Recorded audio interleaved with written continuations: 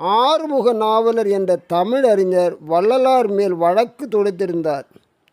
வள்ளலாரின் பாடல்களை அருட்பா என்று அழைப்பது தவறு என்பதே அவர் தரப்பு வழக்கு.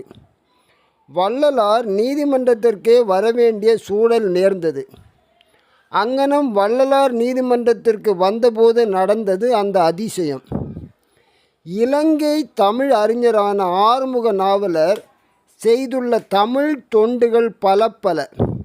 அவை சைவ நெறியை பரப்புவதில் முதன்மை வகித்த பெருந்தகையாளர். தமிழ் உரைநடைக்கு அவர் ஆற்றியுள்ள பங்களிப்பு கணிசமானது. வள்ளலாரின் பாடல்களை அருட்பா என்று அழைப்பது அவர் மனதை உறுத்தியது. 63 நாயன்மார்கள் பாடிய பாடல்கள் அருட்பாக்கள். சேக்கிழாரின் பெரிய புராணம் நாயன்மார்களின் உன்னத வரலாற்றை இனிய கவிதைகளாக எழுதி சொல்கிறது. சைவ சமயத்தை காப்பதையே தம் குறிக்கோளாக கொண்டு வாழ்ந்தவர் ஆறுமுக நாவலர். சைவ சமயத்தை தழைக்கை செய்த அடியவர்களான நாயன்மார்களின் பாடல்களை அழைக்கும் அதே அருட்பா என்ற சொல்லால் வள்ளலார் பாடல்களையும் அழைப்பது சரியா?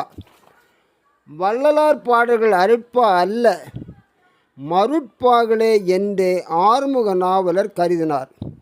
வள்ளலார் மேல் அவருக்கு மதிப்பு உண்டு என்பது மெய்தான்.